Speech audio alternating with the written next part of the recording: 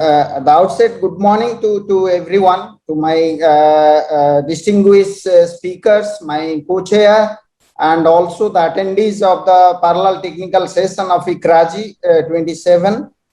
And just let me see that this session is of 1.5 hours. And as instructed, both the SOAP lectures will be of half an hour each. And after the lecture, we'll have a discussion, maybe if time permits, though it is given 5 minutes, we can extend it to 5 to 10 minutes. So that will be this thing, and the questions either directly put to the speakers or it is through the chat. I'll request my co-chair to take up those questions, important questions, which can be taken up within the stipulated time. So with that, I welcome the first SOAP lecture speaker, Professor G.L. Sivkumar Babu from ISC Bangalore.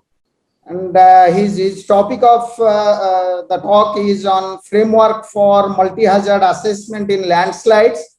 As a customary, it's my pleasure to introduce Professor Sivkumar Babu, though he needs no introduction. I think that the fraternity of this disaster mitigation or civil engineering, they very well known Professor Sivkumar Babu. Professor Babu did his BTech in civil engineering from Sri Venkateswara University, Tirupati in 1983. Then Masters in Soil Mechanics and Foundation Engineering from Anna University in 1987, and PhD in Geotechnical Engineering from Indian Institute of Science, Bangalore in 1991. And after that, he has a lot of work experience, starting his career as an engineer in the International Airports Authority of India, then scientific officer at Indian Institute of Science, Bangalore, then scientist in CSIR, Central Road Research Institute, New Delhi, then as an assistant professor, associate professor, and professor in Indian Institute of Science, Bangalore, and he is a professor in ISC Bangalore since 2009. And his research interests are risk and reliability applications in geotechnical engineering, geosynthetics and reinforced soil structures, environmental geotechnology, fibers in geotechnical engineering, earthquake geotechnical engineering, geotechnics for disaster mitigation. These are broad research areas, and he has many international awards like John Booker Medal, Excellent Contributions Award from International Association for Computer Methods, Advances in Geomechanics, then Wesley W. Arner Award in 2017 for the paper on risk and reliability analysis, then Alexander von Humboldt Fellowship in 1999-2000, then visiting scholar to Purdue University in USA during 95-96, and he has many best paper awards from national and international at international levels, and he has many assignments in many of the SCI journals, and he has guided 15 PhDs, then many MSc engineering and ME theses, and he has more than 250 SCI publications along with the national and other publications. He has written 4 books, many conference proceedings, and several invited lectures, and he has a huge number of consultancy assignments, and he is president of Indian Geotechnical Society, governor of ASC Board of Governors Region 10, president Indian Section American Society of Civil Engineers, president Southern Region ASCIS American Society for Civil Engineers, executive committee member Indian Geotechnical Society from 2012 to 14 to 16, secretary Karnataka Geotechnical Center, then served as chairman, co-chairman, expert for technical sessions in various international and national gatherings, conferences, and evaluation committees and all. And he is a reviewer to many international journals.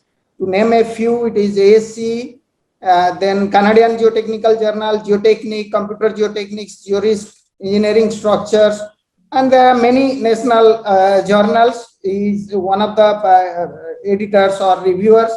So with this brief introduction, I'll once again welcome Professor G.L. Sivkumar Babu to kindly deliver his SOAP lecture on a very, very demanding topic, that is on multi-hazard framework for multi-hazard assessment in landslides. Thank you, sir.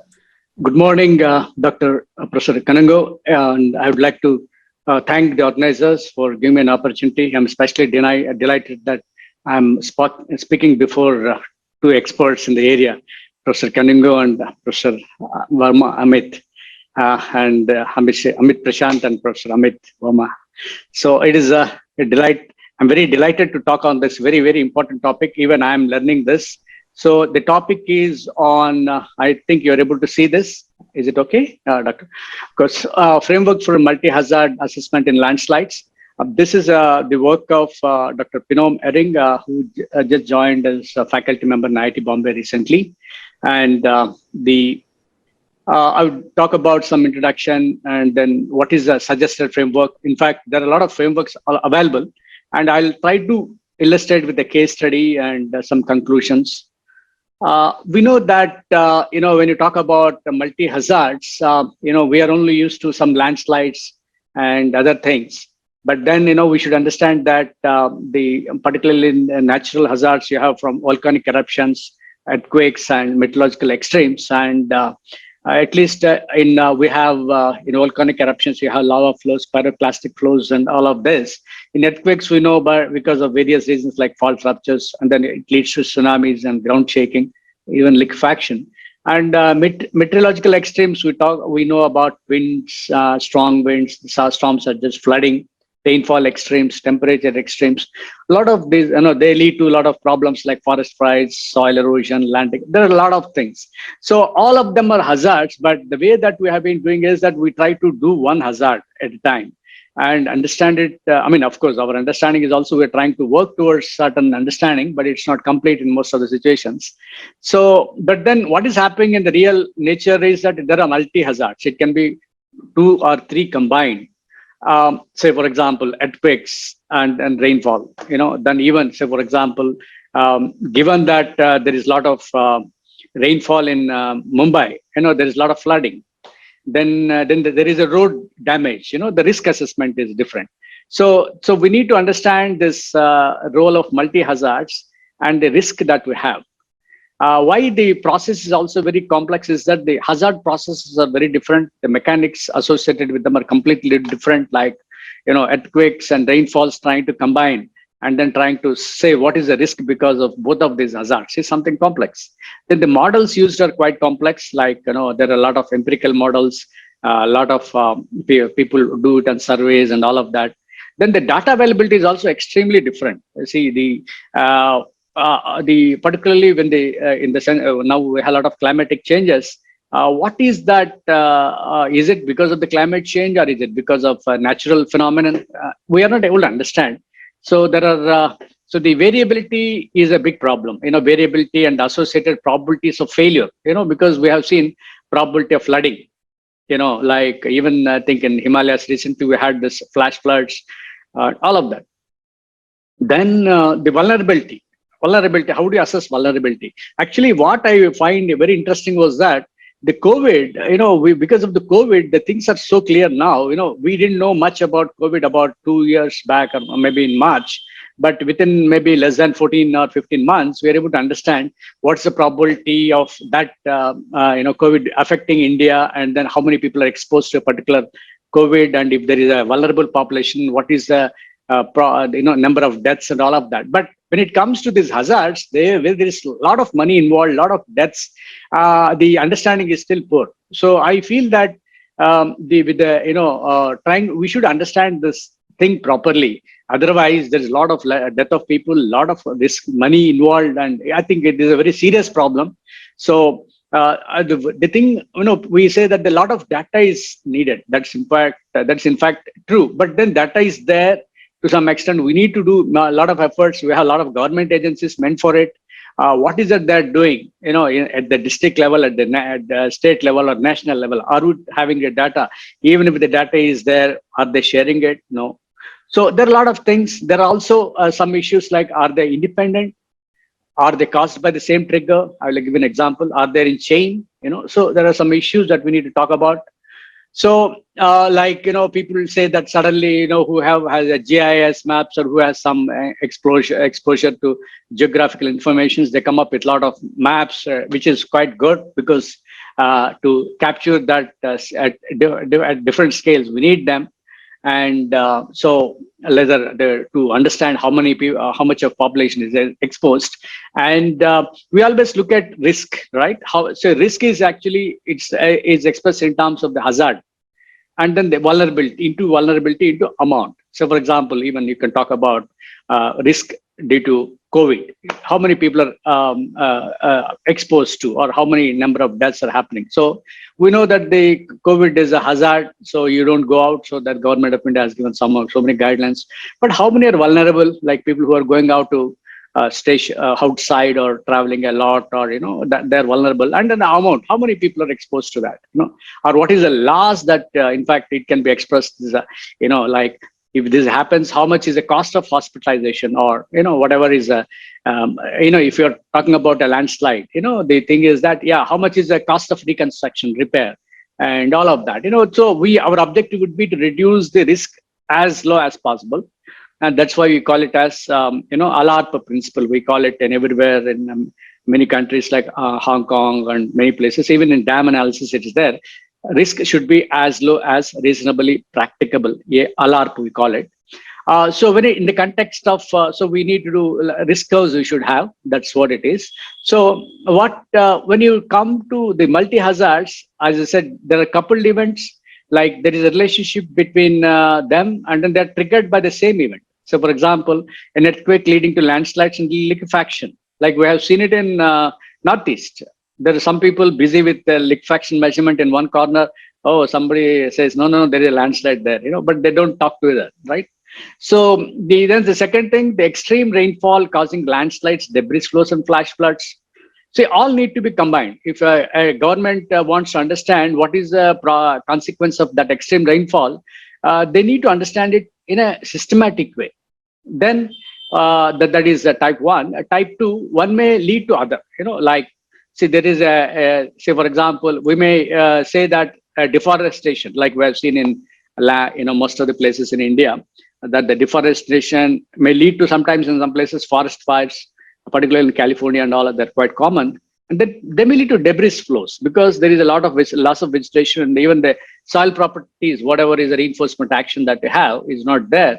And so type 3, this is another one. Oh, there's, the time interval is not much, it's like a chain reaction, right? We have seen that, say, for example, landslides leading to blocking of rivers and, the creating flash floods in some other places. It is extremely common in Himalayas. So, as I said, we need to understand this hazard, which means that there is the probability of occurrence of a potentially damaging phenomenon, and the vulnerability, the degree of loss resulting from the occurrence of the phenomenon. Like I just gave an example of COVID, and then the vulnerable population. So then the objective would be to develop what is called the risk curves. Like, say, for example, you can see that the annual probability of accidents, because every year you have to prepare your budget, right? Annual probability of accidents, or annual probability of failure, anything, whether it of a landslide, or it can be any event, right? So, and then the loss because of that, so you have to plot this storm versus floods. The important thing that we should realize is that the return periods are completely different. Say, for example, the certain rainfalls, they occur 1 in 100, 1 in 50, but whereas earthquake, we take a design. So that depends on the statistics that they have. So we need to have a lot of historical data to understand it. And of course, we have to best fit, or there are a lot of technologies that are available. So this is one important thing. So as I said, this multi-hazard analysis is the implementation of methodologies and approaches aimed at assessing and mapping the potential occurrence of different hazardous events in the region. We are trying to say a particular district, or a particular state. So is it, how do you handle them is something that, as you just mentioned, the concepts, like probabilities are quite important.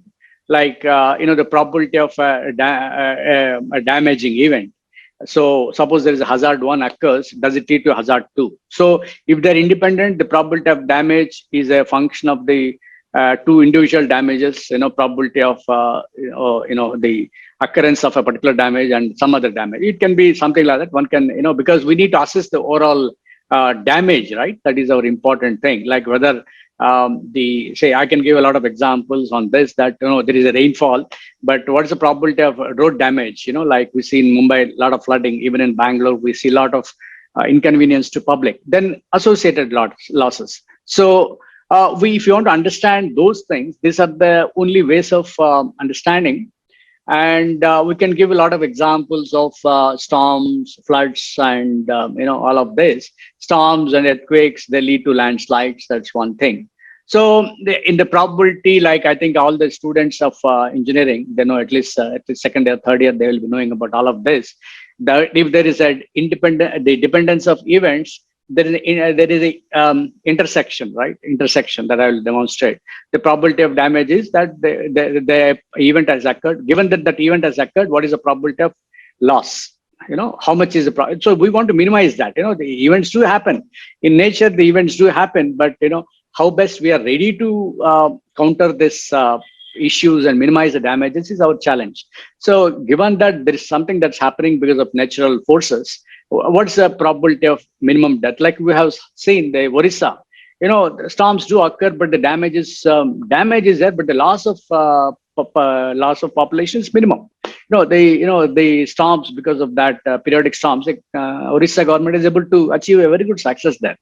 So that is because of the prediction models that they're using. So what is the problem that we have is that most of the risk assessment is done separately. That is a big problem. In Indian context and many places that, we understand the person working in landslides, he only works on rainfall-induced landslides.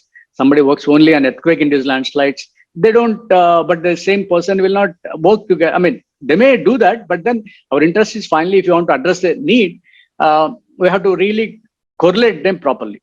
Why this is important is that the damage, say for example, a person, I think COVID has given us a lot of examples. The probability of a death in the case of a person who is vulnerable is more than a healthy person or who has taken a vaccine, right? So the thing is that it could lead to a lot of estimation of errors. Like, so that is a big problem. Our estimation of the money involved itself, like, we could not estimate wave 2, right? We thought that it's so that we know that how much problem it had. So it is a classic example of trying to understand the risk assessment. And for efficient risk assessment, you need to really understand multi-hazards. Look, as I said, data requirements are anonymous, contrast with characteristic different hazards, construction, synthesis of potential interactions. Interactions are quite important.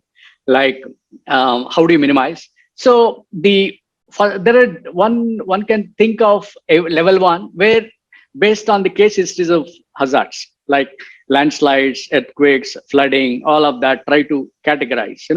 The government should do it and the engineering colleges should do it. And nowadays we have IITs and the CBR must be doing a lot on this.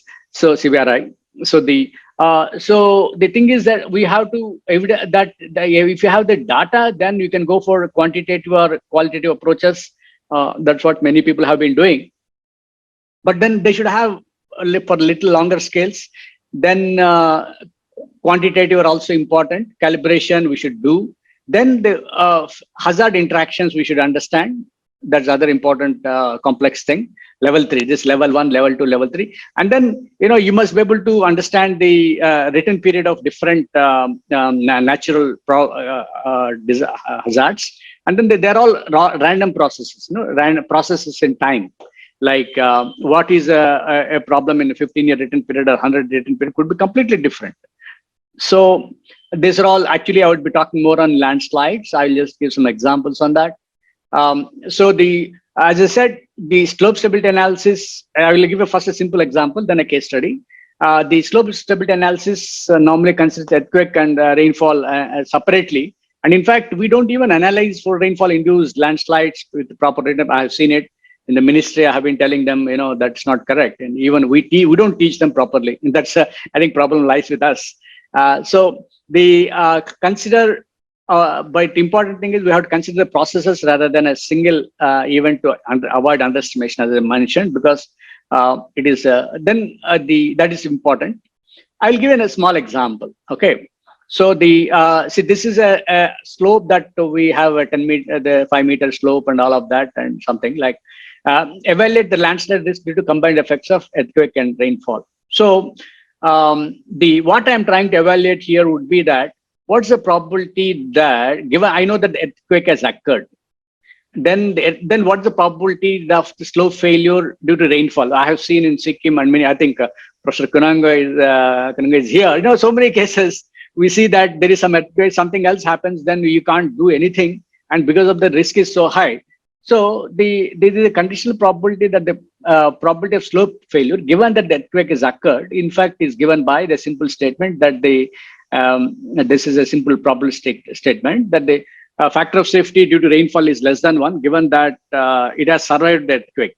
Okay, it has survived the earthquake, right? Because we are not interested in like that's what it says, factor of in the bottom. Let me here. Okay, it has survived the earthquake, but then when rain comes, it fails. It's like, so one can have a simple, based on the probability, one can have a simple expression, and we're trying to look at it.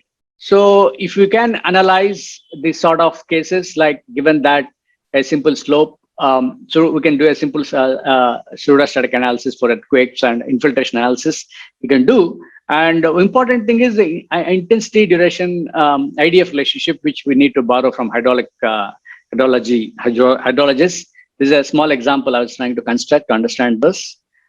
What is important is you have to understand, based on the IDF relationship that you have for a given data, you have to find out, if you have 2 years, 5 years, 10 years, these are the intensities, because higher intensities are expected when low, when the return period is quite high, could be. So that's what it is. So then we need to evaluate. So I was trying to apply for a given some soil proper this thing. So what I just want to tell you was that, see, even unfortunately, we think about factor of safety of 1.3 in slope stability and even landslides. Somehow somebody has given, and it is actually wrong. Why I'm asking is that you cannot say that the factor of safety of 1.3 is I mean, they gave the number, but it actually depends on the variability of factor of safety, because again, it is a function of variability in C and phi and all of that. So suppose the variability of C and phi is high in a landslide area, and what is the variation factor of safety if it is 100% or 50%? I want at least 1.5 or 2. I cannot say 1.3. I cannot. That's what I just want to say. Minimum. What is the minimum factor of safety of one should be used? It depends on input parameters. That's what we do in electronics, signal to run noise ratio, all of that.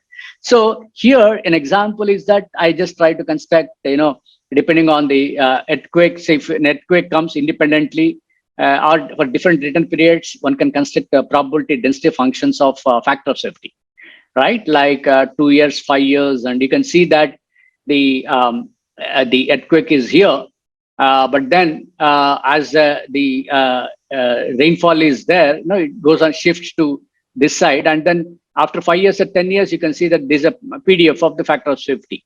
So like that. So so one can even plot some sort of relationship and get that. And then this just to illustrate that what should be here you're able to see that the return period has a significant role to play. And we ideally want say for example, if the PDF is shifting, we want to consider that, and then we need to consider the PDF that is common to both or least affected by both things. Here you can see that because of earthquake, it is 1, but then because of rain, there is a getting shifted, combined, because I modeled both earthquake and landslide. So that way one can say that then what is the slope angle? Like say for example, in a landslides and all, you must be able to 30 degrees, 40 degrees, you will have some, just to understand how does the slope angle matter? Like that one can say that the slope angles considerably influences, and we know. But then you can identify what should be the probability density function that may be that can be considered. Why I'm telling is that the moment you have a combined probability density function, it's easy to say you plot the cumulative distribution. That's what we do in concrete and all of that. And what's the probability of 95 chances, 5% or something? You can do that. So you can even plot that what should be the slope angle, critical slope angle at which it may happen. It can be more hazardous. Say, for example, in the same area on a 1 kilometer road, the angle of the slope, it's all a debris. We have seen in Himalayas and all. It could be a debris of say 4 or 5 meters, and it varies with along the length, and then but it only fails at some points, not everywhere. So you need to understand this and then put it into a proper thing. This is some example of even seismic effect of the KH value or whatever, just to construct an example. So what we did was we tried to do for an example in Arunachal. Like as I said, Dr. Pinom is very good in this. She belongs to Arunachal Pradesh, so she was trying to do this. And of course, the Tawang Monastery is very, very popular destination. Whoever goes, it's a very beautiful site. And it had some problems, and so there are a lot of even with some of them they contacted us, and we're trying to understand, at least from research perspective, because it's not easy. So there are a lot of slips, and there is an school is affected, and all of that. So the tale that we did was that using the first important thing is that we should be able to get the relationship between the rainfall and then landslide occurrence. We have what is called flare model, which is quite popular and used in rainfall and all of it. So you have a input rainfall, and I'll just show you. You have a transfer function which will tell you the link between the rainfall and the slope moment. Slope moment, whether it fails or not. So then there are a lot of transfer functions. I'll just show you that example. So based on that, one can get what is called one can establish critical threshold for rainfall. Like I can give an example here that based on the rainfall data, I will explain further. There are 3 incidents of landslides. There is a crane threshold, that's a global threshold that is given.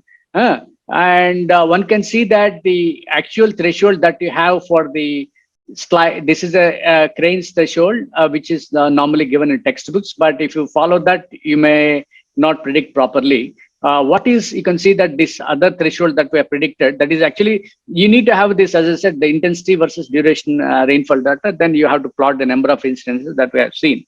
You have 3 here. So you're able to see that you're able to exactly reasonably match them. So this is what it is. So as I said, the similar thing can be done for earthquakes as well, or for any other hazards, like, try to tweak in this model, because what you need is data. And so there is similar data available, and we try to use the area's intensity, and because it captures the destructive potential of the earthquake better, and there is a correlation between seismic slope stability, liquefaction, all of that. So we got for the given data in Arunachal, some data is there, and we put the data. So we did this, and we constructed this sort of based on the data. Okay, we constructed this sort of relationship.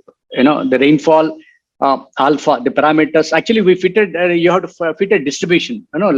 In a normal distribution, log normal, and you have a gamma distribution and all of that. So if you put a gamma fit distribution, you have the parameters for that.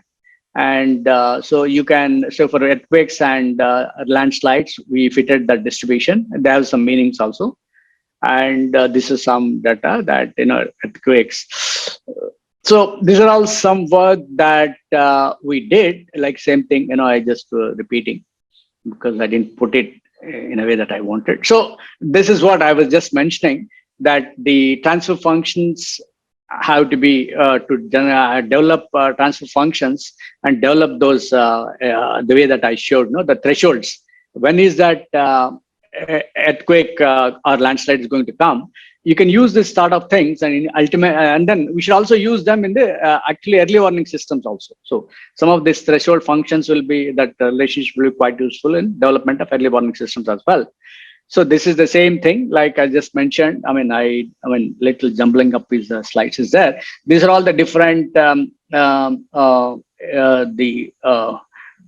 distribute the transfer functions. Like rectangular, like we assume that, then exponential. There are different patterns that we see in nature, and actually all the distributions follow certain natural patterns. And so gamma distribution, as I just mentioned, it has certain parameters and all of that. They will you will get the parameters. Once you get the parameters for any hazard and its written period, you can use that. That's what it is, like the fitting and all that. So this is what we are trying to do here.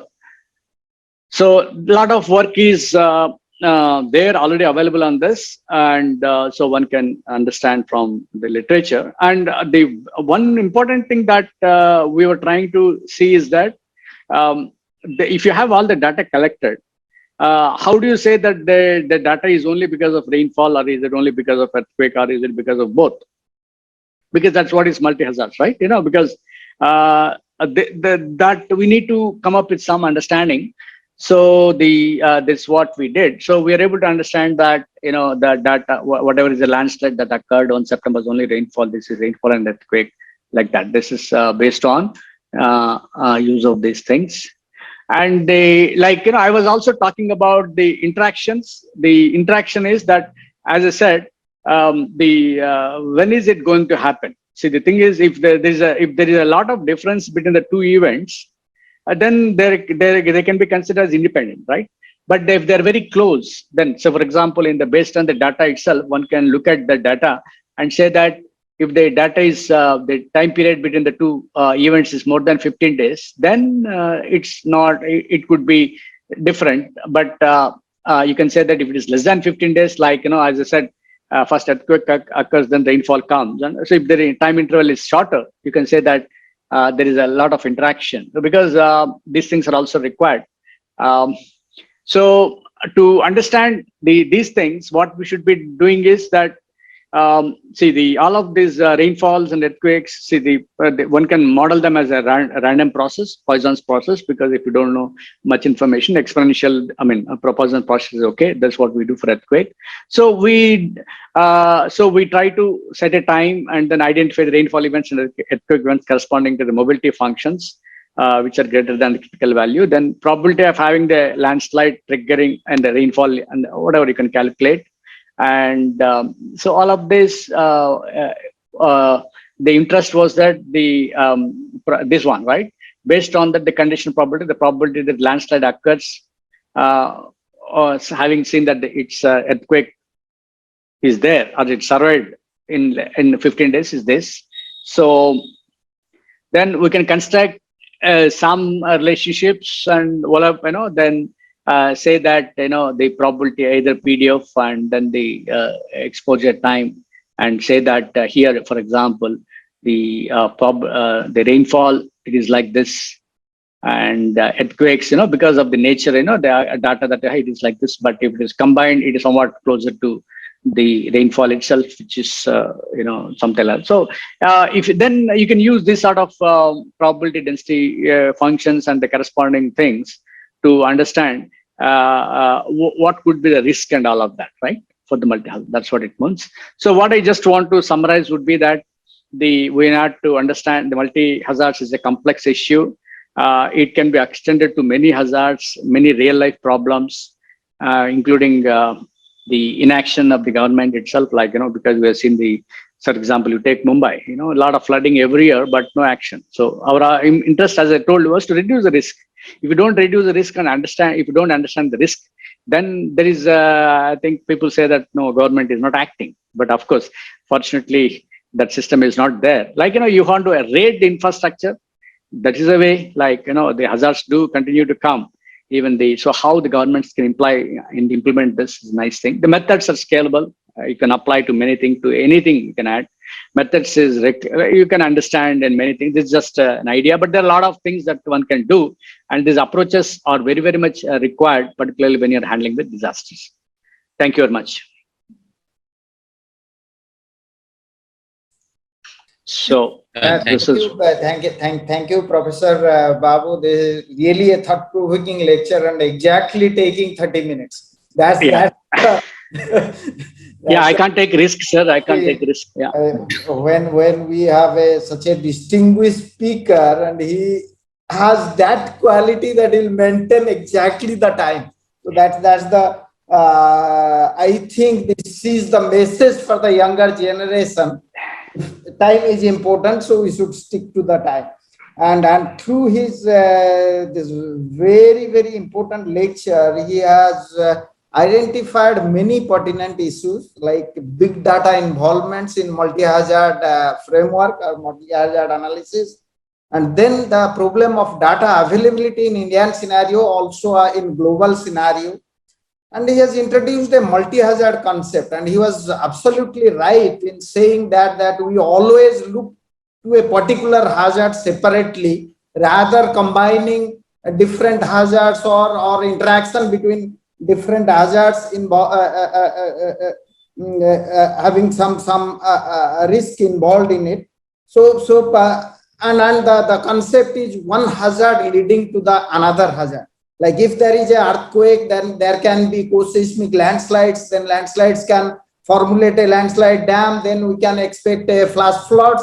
Due to flash floods, then the connectivity failure, whether it is internet or electricity or transport network. So a gamut of things involved in the process. One triggered, and there are many things triggered, and finally the risk is to the population in terms of connectivity failure and all those things. So people are working, still trying to is basically understanding the process and how to go about it, whether it is the intensity duration, or it is the rainfall events prior to a event, or earthquake event prior to another event. So antecedent event sort of thing. So there are many things involved in it, but Sir has given a thought, deep thought into the whole process and open our eyes to look at different angles of natural disasters or different hazards. So thank you very much. I'll expect a few questions from the attendees so that we can take up it. I'm not seeing any questions yet. But sir, thank you very much for this nice eye-opening lecture. I was thinking of somebody who understands the multidisciplinary research nature of this problem, and you actually hit the eye of the bull. So, because I have seen many researchers in landslide who do only one part of the one aspect of the research. For example, if somebody is doing mechanical modeling, he takes all conditions saturated, either fully saturated or unsaturated or dry. But they don't talk about unsaturated condition. This is the main problem with the landslide research in India. And also, and that's why the output of the results have compromised. And people are not taking up the scale of the problem. So they will model 10 meter, but when we actually go to field, it is in kilometers. So that is also create a problem and reduce the understanding of the problem and the output of the results. So I have only, I'm just looking at the questions. I don't see any question right now, but I have one question from myself. Sir, you have incorporated earthquake effect and rainfall induced landslide. So is it possible to incorporate other factors like human factors, blasting? Yes. All. See, it is about conditional probability statement. You have to construct. It is actually, see, you have people are talking about machine learning and all. They're all there. You know, you can just integrate, and it is possible. Yeah. And how to calibrate your transfer function? That's what we need the data. See, the thing is, I don't know, like, say, for example, the, data is also there, with the governments, like, on the failures and dams. You have to take those data, like, say, for example, the flooding of a city, Mumbai, or any other town. You can take the data up to what level there is an inconvenience to public and what level, you can always mark those levels. Based on that, you always make it as, in one engineering sense, if somebody is doing well, They'll at least make it this extremely hazardous. We have seen in Ganges and other places. Also, they try to map it. But what is actually its consequence? It's not understood.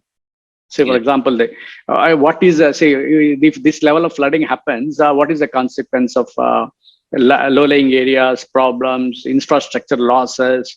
I mean, there should be then reconstruct. You need to really estimate the risk.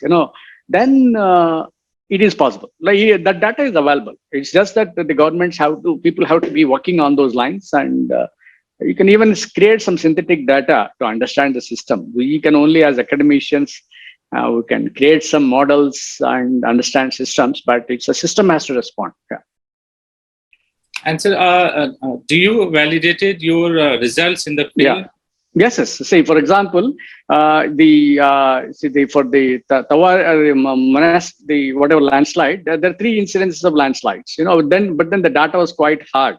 Like in the whole area, see, the thing is, it's not applied to the same place, but we are looking at a particular area.